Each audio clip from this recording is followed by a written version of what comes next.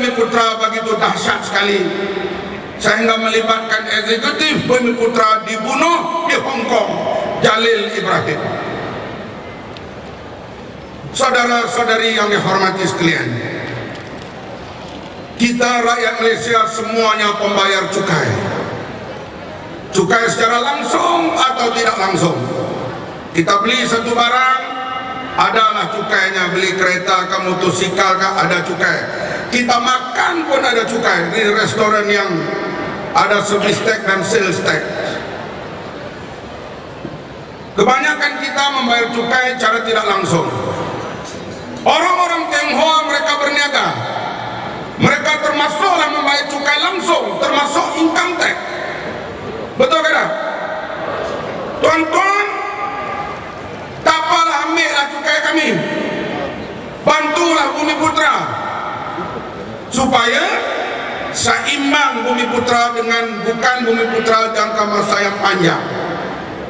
Uang negara 53 bilion, 54 bilion digunakan untuk bantu Bumiputra memiliki saham-saham dalam syarikat-syarikat. Sekarang hak Bumiputra itu hanya tinggal 2 bilion sahaja. Siapa yang jual hak-hak Bumiputra ini? Siapa? UMNO.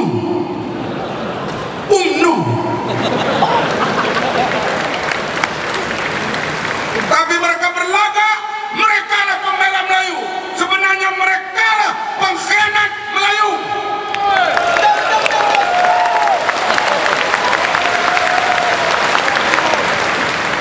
Saya ucap tahniah kepada kaum Tionghoa. Daripada parti politik NGO kamu mempertahankan bahasa ibunda kamu. Saya ucap tahniah. Orang Melayu tulisan ibundanya tulisan Jawi hancur. Siapa yang menjahanamkan tulisan Jawi ini? UMNO.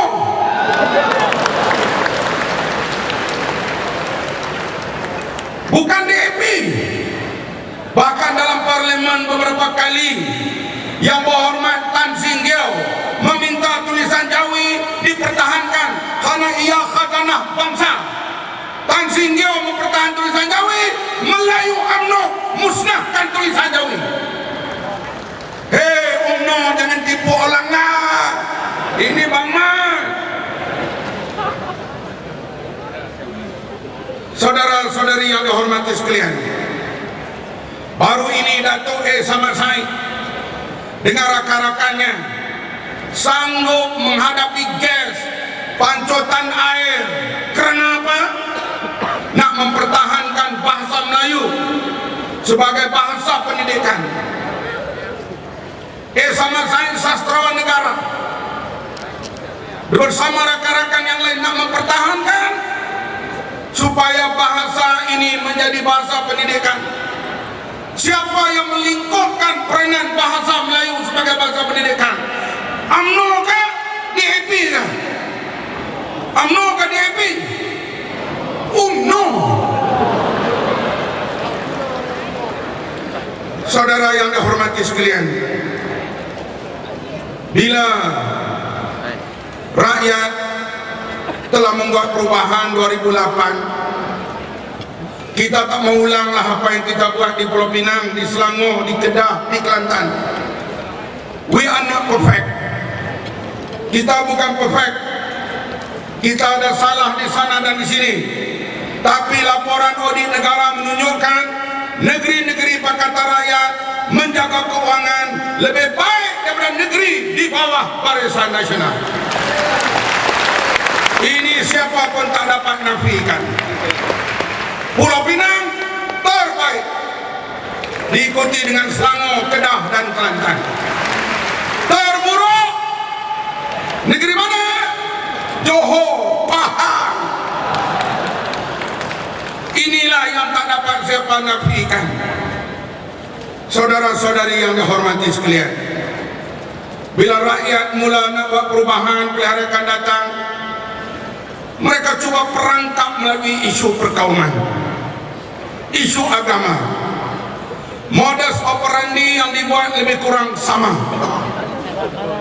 Tuan-tuan tahu di Mesir, Egypt, di Timur Tengah sana yang dipanggil Arab Spring, rakyat bangun menolak pemerintahan Husni Mubarak.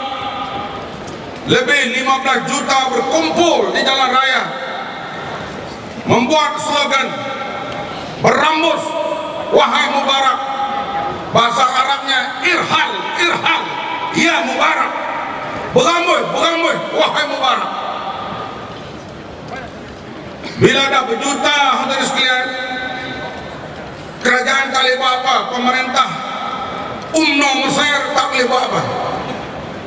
Akhirnya nak menyekat kebangkitan rakyat, mereka mula membakar gereja-gereja untuk menimbulkan ketegangan antara agama. Apa yang berlaku? Parti Islam Mesir, di sana nama Brotherhood, minta pemuda-pemuda Islam tolong pergi jaga dan kawal gereja. Bila orang Islam bersembahyang Jumaat, pemuda Kristian pula pergi jaga orang Islam sembahyang Jumaat. Oleh itu, pergaduhan antara agama dapat dipatahkan, walaupun rancangan itu disyaki dibuat oleh kerajaan Husni Mubarak. Bila datang pilihan raya, Parti Islam Mesir mengumumkan beberapa calon orang Kristian jadi calon parti Islam. Parti itu pula meletakkan seorang Kristian jadi naib presiden. Disinilah yang kita tegang hal ini. Dr. Mahathir kata pas nak lantik Ambega jadi naib presiden pas. Ini orang tua ni mengarut, hadirin sekalian. Dia mengarut betul. Di Malaysia pun lebih kurang begitu. Bila dilihat rakyat telah mula bersatu untuk buat perubahan, nak menimbulkan semangat perkauman, tiba-tiba kepala babi dijumpai dalam masjid. Siapa yang buang kepala babi dalam masjid ini? Siapa? Adakah orang bukan Islam? Adakah orang Cina? Adakah orang India? Tak mungkin. Sebab ini bukan amalan rakyat Malaysia. Betul atau tidak? Bukan amalan rakyat Malaysia. Nak membuang babi dalam masjid ataukah meletakkan najis di tokong atau gereja, itu bukan amalan kita. Amalan kita, kita hormat antara satu sama lain.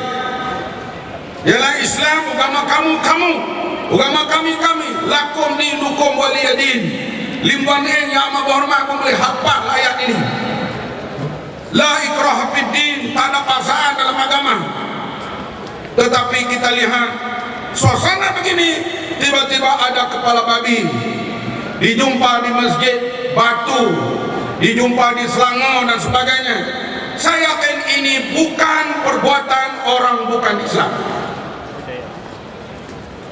Saudara-saudari yang dihormati sekalian, kita harap sungguh rakyat Pulau Pinang telah buat perubahan. Kita mau perubahan yang lebih besar. Di sebelah pulau ini kita harap tak ada satu kursi pun yang PN boleh menang pilihan raya akan datang.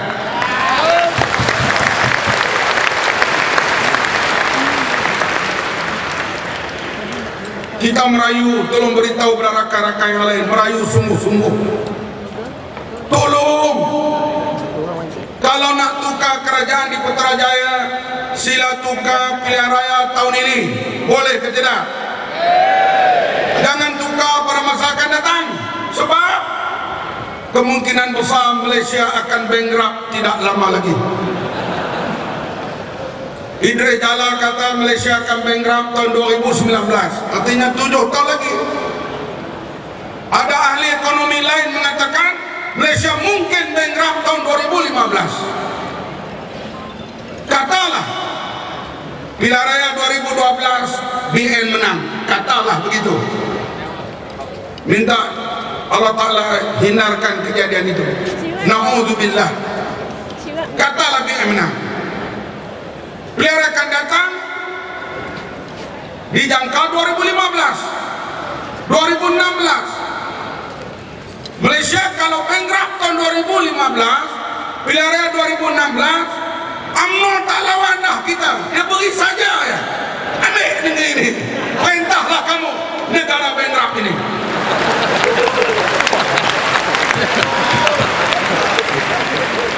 Semalam dalam news disuntik lagi lebih 100 bilion untuk selamatkan ekonomi Greece.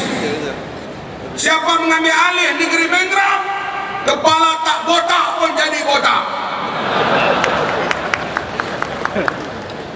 Inilah yang kita harap kalau nak buat perubahan pilihan raya tahun ini untuk ambil alih Putrajaya.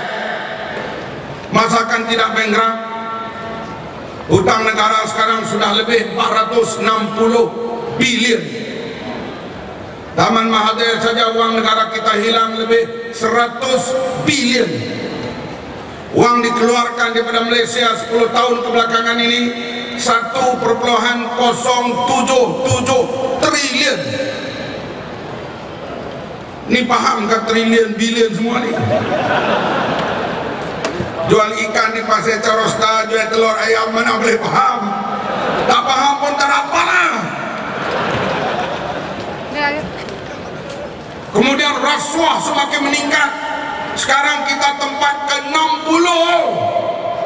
Tempat 60. Indeks rasuah makin turun, makin dahsyat, makin dahsyat. Kalau macam ini pemerintahan Najib Razak, boleh atau tidak Malaysia bankrupt? Boleh ke tidak? Cerita lembu itu 1 daripada 1000. One of the 1000. 1 daripada 1000, banyak. Yang berhormat Lim Kee Siang dalam parlimen beberapa puluh tahun dedahkan skandal. Kadang-kadang hanya macam muzik pada pemimpin BN.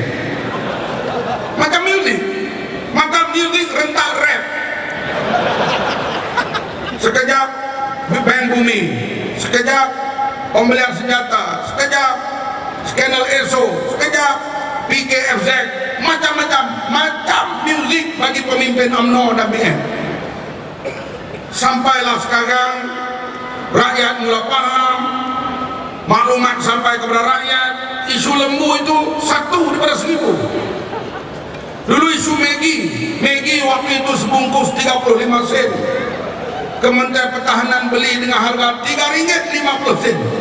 Ini Maggi menatai gapo ni? Ada apa dalam Maggi itu sampai RM3.50? Banyaklah perkara begini yang kami dedahkan dalam parlimen, tapi orang tak peduli. Sekarang rakyat mula ambil tahu bila Malaysia betul-betul nak jadi bankrupt. Ini bukan main-main, ini betul-betul, bukan cobaan. Hadirin yang dihormati sekalian, itulah kita lihat isu lembu. Mula-mula mereka kata tak ada kes, didedahkan dalam parlimen oleh ahli-ahli parlimen Pakatan Rakyat. Mereka kata pembangkang busuk hati. Sekarang Dato' Saleh mula didakwa. Betul ke tidak? Kita tidak mau